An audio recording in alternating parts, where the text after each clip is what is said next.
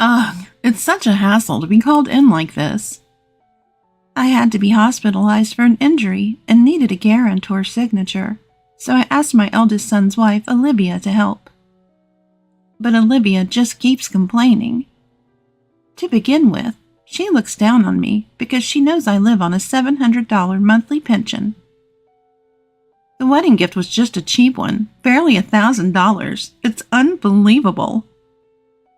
Every time we meet, she has something to complain about, and it's getting on my nerves.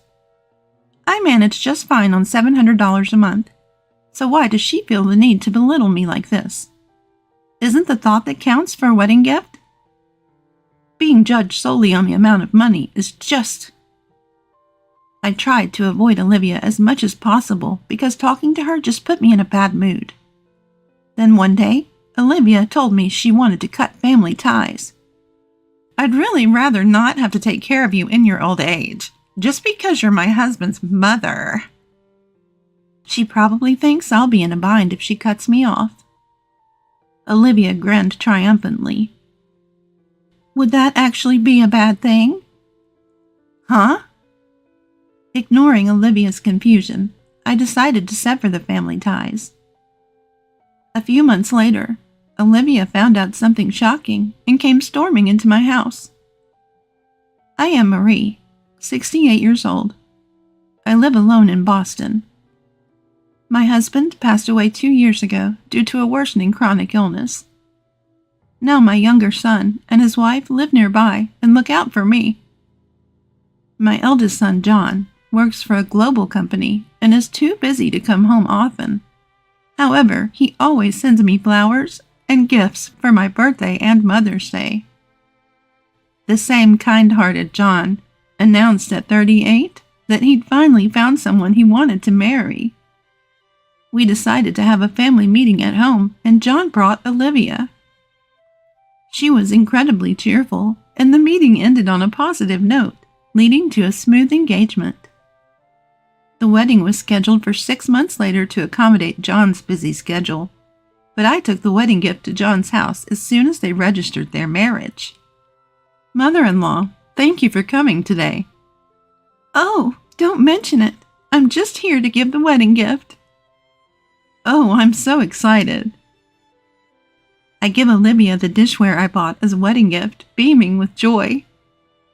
I wanted to give something tangible rather than just financial support. I figured they'd already have furniture, so after some thought, I settled on dishware.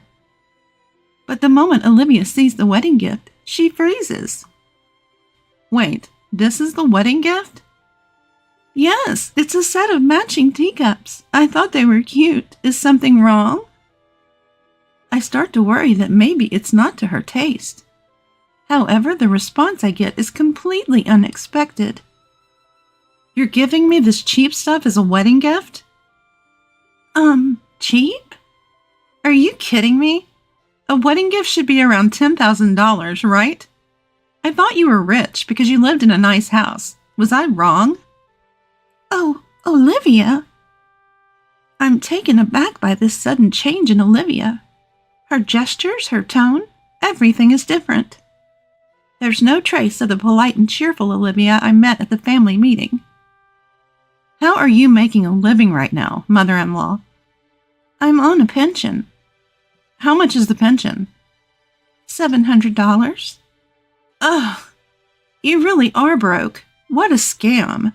Living in such a nice house and still being broke is just the worst. Olivia crosses her legs and sighs. Living on $700 a month? That's so pathetic. How are you even surviving? Olivia's mocking tone irks me. I manage just fine on $700, thank you. Well, that's great. Just don't come asking me for help when you're broke. Turns out, Olivia is the kind of person who changes her attitude based on income and assets. Feeling demeaned and upset, I decided to head home right away. For about a month since then, I've thought several times about telling John about Olivia's true character. But our schedules never aligned, and I haven't been able to share it with him. I've spent the days feeling quite uneasy. Standing at a traffic light, lost in thought, I'm suddenly hit by a speeding bicycle and fractured my arm. It wasn't a severe injury, but surgery and hospitalization were necessary. I was told I needed a cosigner for the hospital admission, and they asked me to contact a family member. As soon as I texted my sons, I received a call from John. "Mom, are you okay? How's the injury?" I'm fine for now. I've taken some painkillers. "About the cosigner for the hospital. It's going to be tough for my brothers and me. We're sending Olivia instead." Olivia? "Yeah, it's a weekday. And by the time we get off work, visiting hours would be over. Olivia doesn't work, so she can go." I see. To be honest, I really didn't want to see Olivia. But I couldn't afford to be picky. My middle son Michael and his wife Sophia are both teachers. They're busy not only working late, but also raising 2 kids. Even John sometimes gets home past 10 p.m. He's that swamped. I really couldn't impose on them. So I asked John, and we decided to have Olivia come. When Olivia arrived at the hospital, it was pretty clear she wasn't thrilled to be there. Being called out like this is just the worst. I'm sorry. Everyone else is working, you know. Just because I'm a homemaker doesn't mean I have free time, you know. I was prepared for some complaints, but her blatant attitude started to get under my skin. By the way, you can pay the hospital fees, right? Of course, I'll cover it myself. No need to worry. Fine. But don't pathetically ask for loans saying you're broke. From now on, the money John makes isn't just his, you know. She signs the papers with a smug smile and hands them to me. To begin with, I didn't want to deal with this hassle. I regret causing you trouble. I'll try to ask someone else in the future.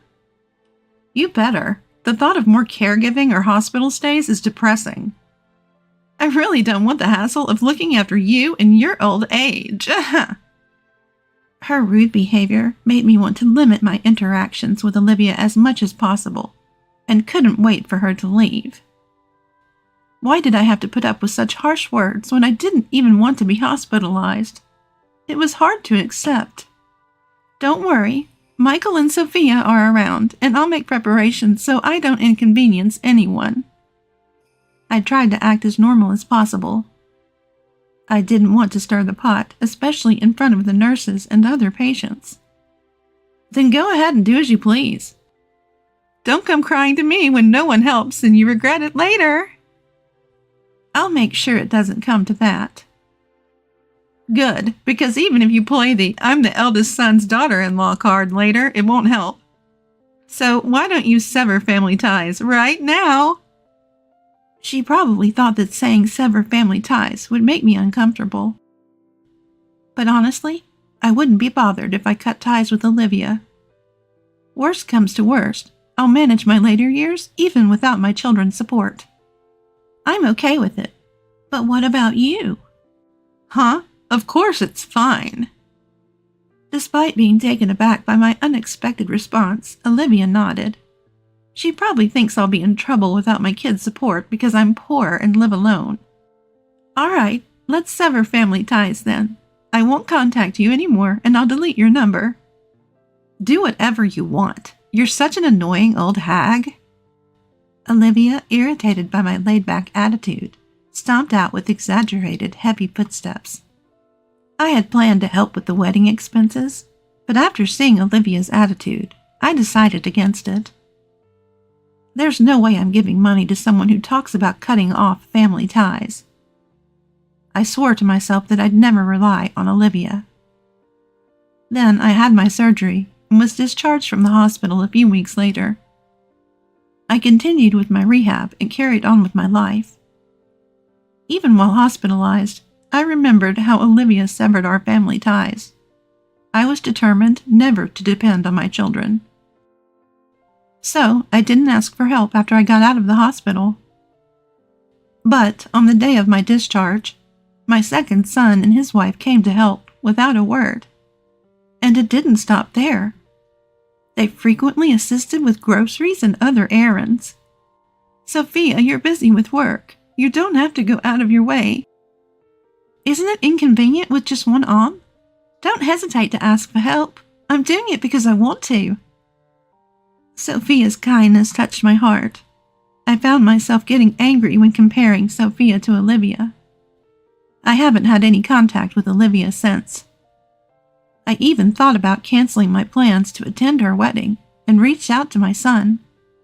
I doubt we'll have any further involvement in each other's lives. 2 weeks after my discharge, I noticed something strange while being taken shopping.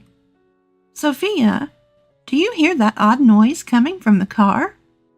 Yes, actually, the side mirror broke, and it's been making this weird sound. The car's a bit old, so it looks like I'll have to replace it. I'm really not sure what to do. That's tough. But you do need a car, right? You drive to work, don't you? Yes, but even a compact car is a considerable expense. Seeing Sophia struggle with this decision, I made a suggestion. Then let me buy it for you. What? I can't accept something that expensive? It's okay. You've been helping me out. By driving me around, consider it a thank you. But still, if you feel bad about it, how about you continue to take me shopping until my arm heals? Thinking it might be too much to ask, I was delighted when Sophia greeted the idea with a warm smile. Of course, let's keep going shopping together, even after your injury heals. Hearing her say that, a smile broke across my own face. So I ended up buying a new car for Sophia. Life settled into a peaceful rhythm, almost making me forget about the whole Olivia ordeal, especially with my younger son's family visiting and checking on me regularly. Several weeks later, my injury had improved significantly, to the point where I could carry light items again. That day, I didn't have any rehab appointments, so I was lounging at home watching TV, when the doorbell suddenly rang. Checking the monitor, I saw Olivia standing there. What could she possibly want after declaring our family ties severed?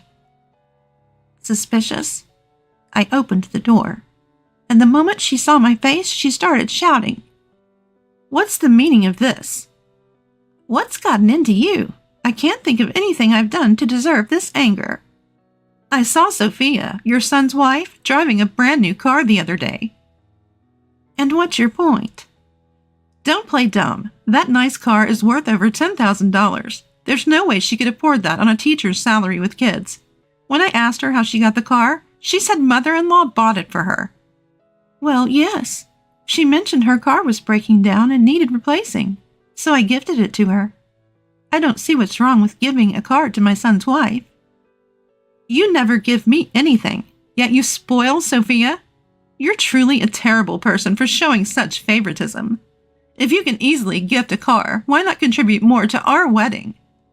Well, Sophia helps out with errands and chores around the house. You're the one who cut off ties, so why would I give you anything? You wanted to sever the relationship, didn't you, Olivia? Well, yes, but still. How can you afford a new car worth over $10,000? You're not that rich, are you? Who said I was poor? I inherited real estate from my husband, you know. Real estate? Olivia looked shocked. My husband was a salaried employee, but he had a decent income and had invested in real estate. He owned an apartment complex which I inherited after he passed away. I've been saving the rent money little by little each month.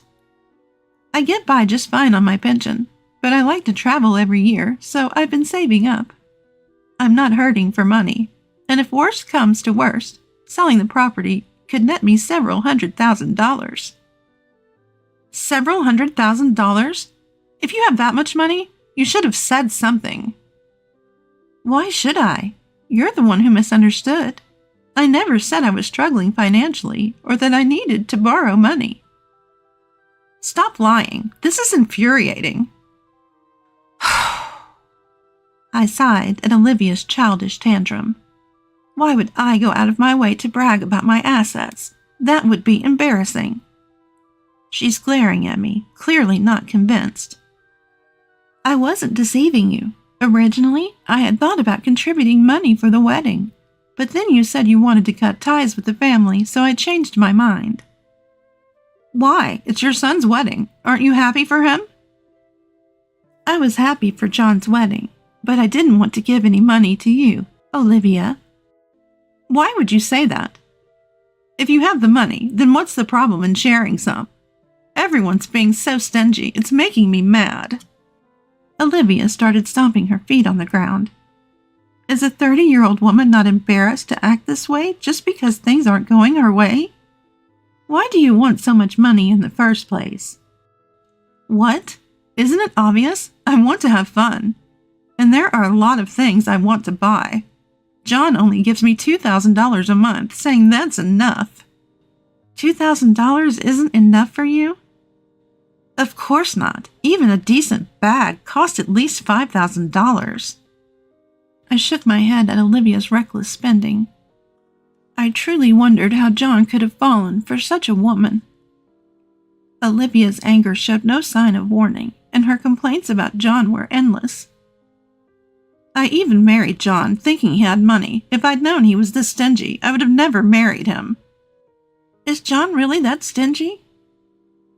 Absolutely he is. He only gives me an extra $500 on top of rent and living expenses. Even the gifts are capped at around $2,000. It's unbelievable. If he's making over $1 million a year, he should be giving me more. I thought once we were married, I could spend money however I wanted. So, you married him for his money? Well, duh. Why else would I willingly marry a guy pushing 40? It has to be for the money.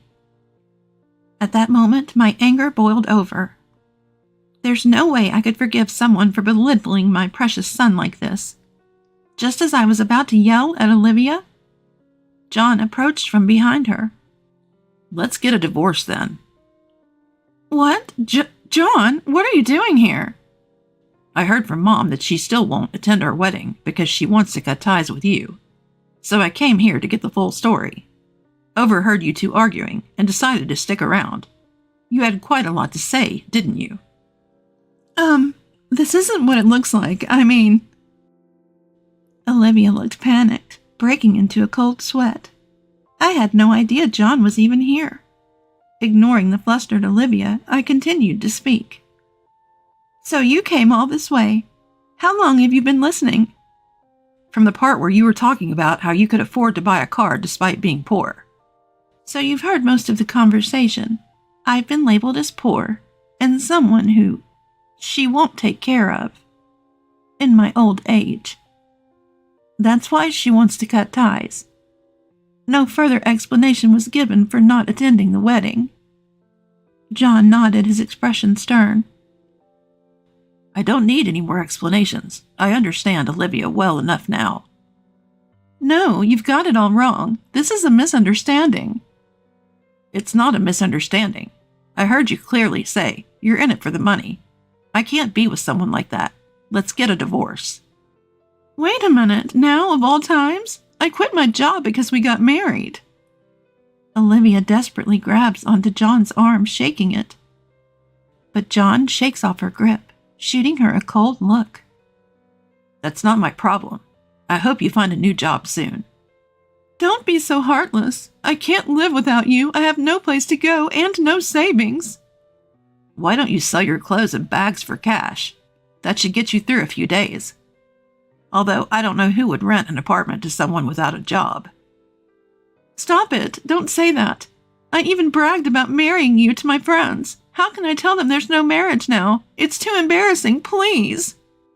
That's all on you. Maybe you'll be the talk of the town for all the wrong reasons. Olivia had never seen John so angry before. A man usually known for his calm demeanor. Her face turns pale as she begins to apologize profusely. I'm sorry. Please forgive me. I won't talk like that again. I don't even need the money. Just don't divorce me. No matter how much she apologized, John's expression remained stern. I can't even stand to look at you anymore. Leave right now. No, please reconsider. Come on, please. Just so you know, it's not only about the money. How could you tell someone's parents that you want to cut ties because you don't want to care for them? If I'd known you were such a cold person, I never would have married you in the first place. At the sound of John's raised voice, Olivia starts to cry. Don't ever show your face in front of me again. No! Olivia starts crying, her face covered by her hands. But no one is there to console her. I felt a bit relieved that John understood her true nature, and I felt relieved that I no longer had to be deceived by such a nasty woman. John, realizing why I declined to attend the wedding, apologized and left. Realizing she's hit a dead end, Olivia gave me a piercing glare and walked away, clearly disappointed. Afterwards, I heard that John and Olivia got divorced, and she moved into an old apartment.